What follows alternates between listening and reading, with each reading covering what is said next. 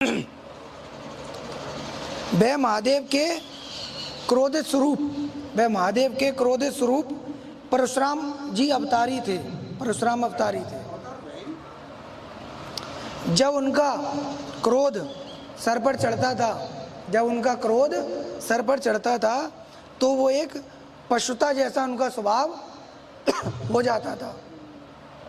जब क्रोध उनका सर पर चढ़ता था तो पशुता जैसा स्वभाव हो जाता था और भीषण नरसंहार कर देते थे, भीषण नरसंहार कर देते थे। लेकिन जब उनका क्रोध शांत होता था, लेकिन जब उनका क्रोध शांत होता था तो मन उनका अंदर से जलता था, मन उनका अंदर से जलता था और वे अपने आप से कहते थे, और वे अपने आप से कहते थे कि ये मुझे क्या हो जाता है, मुझे ये क्या हो जाता है, मैं अत्यधिक क्रोध में सब भूल जाता हूँ, मैं अत्यधिक क्रोध में सब भूल जाता हूँ। उस समय मुझे केवल अपना क्रोध दिखाई देता है, उस समय अपना क्रोध ही दिखाई देता, बाकी संसार में कोई दिखाई नहीं देता कि कौन है क्या है, कुछ नहीं, और कुछ दिखाई नहीं देता। वह जब अपने आप से जले, वह जब अपने आप से जले और उनको इस प्रश्न का उत्तर नहीं मिला, उनको इस प्रश्न का उत्तर नहीं मिला तो चल दिए कैलाश, चल दिए कैलाश महादेव के पास पूछने कि हे महादेव, आपने अपने क्रोध पर बोध कैसे पाया। चल दिए कैलाश महादेव के पास कि हे महादेव, आपने अपने क्रोध पर बोध कैसे पाया, क्योंकि मैं तो आपका ही स्वरूप से इस पृथ्वी लोक पर आया हूँ, मैं तो आपके ही स्वरूप से इस पृथ्वी लोक पर आया हूँ, लेकिन मेरा क्रोध मुझे कुछ नहीं करने देता, लेकिन मेरा क्रोध मुझे कुछ नहीं करने देता। ये सारा संसार मुझसे भय खाता है, ये सारा संसार मुझसे भय खाता है। मेरे क्रोध की वजह से, मेरे क्रोध की वजह से मुझसे भय खाता है, लेकिन प्रेम मुझसे कोई नहीं करता। सारा संसार मुझसे भय तो खाता है, लेकिन पंडित प्रेम नहीं करता, प्रेम कोई नहीं करता। भय सब खाते हैं, प्रेम कोई नहीं करता। लक्ष्मण जी से कह रहे हाँ, काल बत बोलत तोय न समार धनवी सम धन प्रपलार धन विदित सकल प्रेम क्रोध तो कुछ नहीं करने देता। ये सारा संसार मुझसे भय खाता है मेरे क्रोध की वजह से, लेकिन प्रेम मुझसे कोई नहीं करता। महादेव, हे महादेव, मुझे भी इस क्रोध को बोध में बदलिए। हे महादेव, मेरा भी ये क्रोध है, इसको बोध में बदलिए, नहीं तो ये क्रोध अब मुझ पर भार बनने लगा है। परशुराम जी कहते हैं नहीं तो अब ये क्रोध, प्रभु मुझे ये क्रोध मुझ पर अब भार बनने लगा है।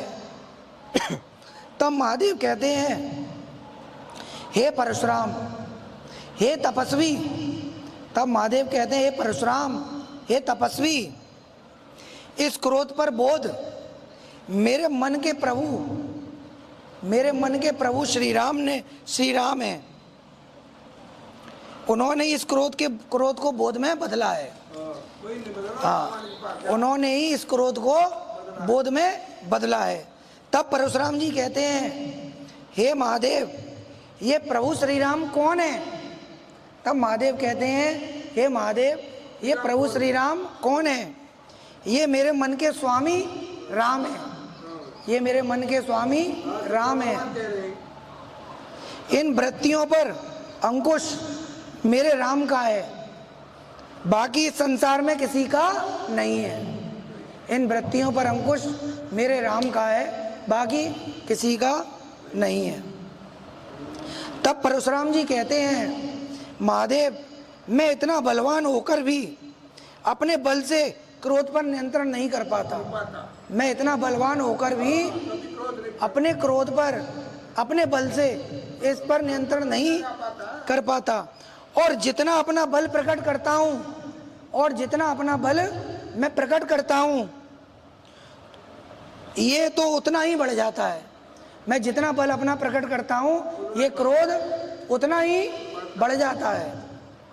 तब महादेव कहते हैं हे परशुराम, तब महादेव कहते हैं हे परशुराम, ये अपने बल से नहीं, ये केवल हरि के बल से ही इसको नियंत्रण कर सकते हैं।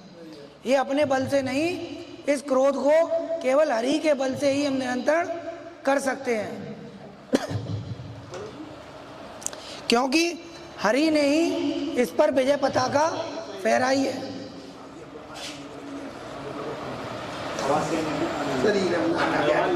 ऐसी बोल, क्योंकि हरि ने ही इस पर विजय पताका फहराई है। तब परशुराम जी कहते हैं हे महादेव, मुझे भी उनके दर्शन करने हैं। तब परशुराम जी कहते हैं कि मुझे भी उनके दर्शन करने हैं, मुझे भी उनके दर्शन करके अपने इस जीवन को कृतार्थ करना है। तब महादेव कहते हैं इस समय मेरे प्रभु श्री राम रूप में, इस समय मेरे प्रभु श्री राम रूप में अयोध्या में दशरथ नंदन के यहाँ जन्म ले चुके हैं और मैं उनकी बाल लीलाओं का इस समय आनंद ले रहा हूँ, और मैं उनकी बाल लीलाओं का इस समय आनंद ले रहा हूँ। इस समय मैं उन्हीं के ध्यान में डूबा रहता हूँ, इस समय मैं उन्हीं के ध्यान में डूबा रहता हूँ। तब परशुराम जी कहते हैं प्रभु इनको वास्तव में, तब परशुराम जी कहते हैं कि प्रभु इनको वास्तव में क्रोध नहीं आता। तब परशुराम जी कहते हैं कि प्रभु इनको वास्तव में क्रोध नहीं आता, यानी उनको एक अचंभा सा हुआ कि इनको वास्तव में क्रोध नहीं आता। चाहे मैं स्वयं से इनको क्रोध दिलाना चाहूं, परशुराम जी कह रहे हैं चाहे मैं स्वयं से इनको स्वयं से क्रोध दिलाऊं तब भी नहीं आएगा। तो परशुराम जी कह रहे हैं तो कुछ ऐसा करिए प्रभु कि मैं इनकी परीक्षा भी ले आऊं, तो ऐसा करिए प्रभु मैं इनकी परीक्षा भी ले आऊं और मुझे अपने उनके स्वरूप के मुझे अपने दर्शन भी दे दें, तो बस मैं कृतार्थ हो जाऊंगा, दर्शन भी हो जाए और मैं कृतार्थ भी हो जाऊंगा। तब महादेव कहते हैं हे परशुराम, थोड़ा समय और रुक जाइए, इनका विवाह राजा जनक जी की पुत्री माँ सीता से होगा।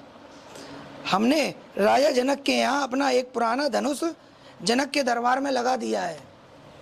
उस धनुष की विशेषता है, उस धनुष की विशेषता है कि जिसने 10 वृत्तियों पर अपना विजय पताका फहराया है, जिसने, उस धनुष की विशेषता है कि जिसने 10 वृत्तियों पर अपनी विजय पताका फहराई है, मैंने इसको, महादेव जी कह रहे हैं मैंने इसको कीलित कर दिया है। इस धनुष की ये विशेषता है कि इसको हजारों लोग एक साथ भी उठाएंगे तो भी ये नहीं उठेगा, क्योंकि इन वृत्तियों पर कोई विजय प्राप्त ही नहीं कर सकता। जिसने प्राप्त की है वही उठा पाएगा जिसने प्राप्त की है वही उठा पाएगा, और सीता उसी को ब्याही जाएंगी। इन सब बातों को, तब पर महादेव जी कह रहे हैं कि इन सब बातों को परशुराम जी जो मैंने तुम्हें बताई हैं, इन सब बातों को विश्वामित्र जी सब जानते हैं इन सब बातों को विश्वामित्र जी सब जानते हैं, क्योंकि वे विश्वनाथ के मित्र हैं, क्योंकि वे विश्वनाथ के मित्र हैं। हाँ, तो उन्होंने बोला परशुराम जी से कि ये सब बातें विश्वनाथ जी, विश्वामित्र जी सब जानते हैं, और तो मैंने सब कुछ विश्वामित्र को सब कुछ बता दिया है, क्योंकि वे विश्वनाथ के मित्र हैं, और वही हर जगह राम जी के सहायक बनेंगे, वही हर जगह राम जी के सहायक बनेंगे, क्योंकि वो केवल मर्यादा में अपनी लीला करने आए हैं। हर जगह वही सहायक बनेंगे, क्योंकि राम जी तो अपनी मर्यादा में लीला करने आए हैं। हाँ, वही हर जगह सहायक बनेंगे। और मेरे मित्र विश्वामित्र जी, मैं इस बात को राजा जनक से बोल दूंगा कि जब तुम अपनी बेटी को ब्याहोगे तो इस धनुष को ही आन बनाकर रखना, इस धनुष को ही आन बनाकर रखना, और जो कोई इस धनुष को तोड़ेगा, जो कोई इस धनुष को तोड़ेगा उसी से सीता ब्याही जाएंगी। क्योंकि राजा जनक मेरे परम शिष्य हैं, राजा जनक मेरे परम शिष्य हैं, वही मेरी सब बात मानते हैं, वे मुझे निराश नहीं करेंगे, वे मुझे निराश नहीं करेंगे।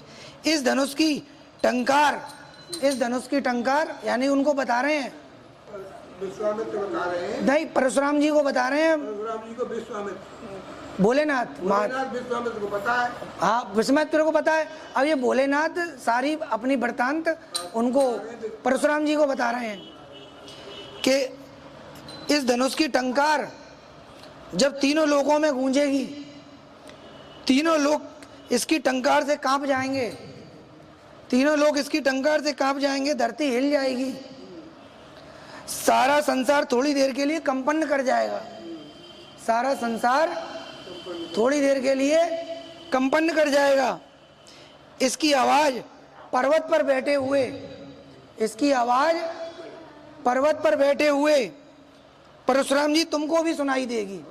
जब आप पर्वत पर बैठे होंगे तो इसकी आवाज परशुराम जी तुमको भी सुनाई देगी। तभी चले आना, तभी चले आना मेरे स्वामी की परीक्षा लेने, तभी चले आना मेरे स्वामी की परीक्षा लेने और उनके दर्शन करने, उनके दर्शन करने, दोनों काम आपके हो जाएंगे। समय निकला, आगे बढ़ा और वो समय आ गया जब सीता स्वयंवर सजाया गया और सभी राजाओं ने अपने बलों का खूब प्रदर्शन किया, सभी राजाओं ने अपने बलों का खूब प्रदर्शन किया। सब हार गए, सब हार गए। एक ही बारा लगे उठावन ट्रेन तारा खूब सारा धूप लगे उठाने के लिए, पर उठा नहीं, खूब एक ही बारा लगे उठावन ट्रेन।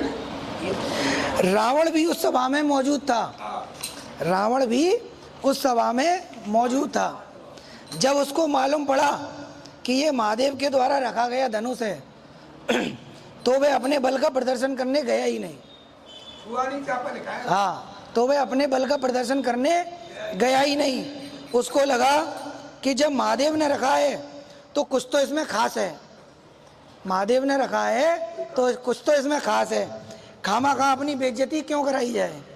तो रावण ने अपने मन में सोचा कि खामा खा में अपनी बेइज्जती क्यों कराई जाए।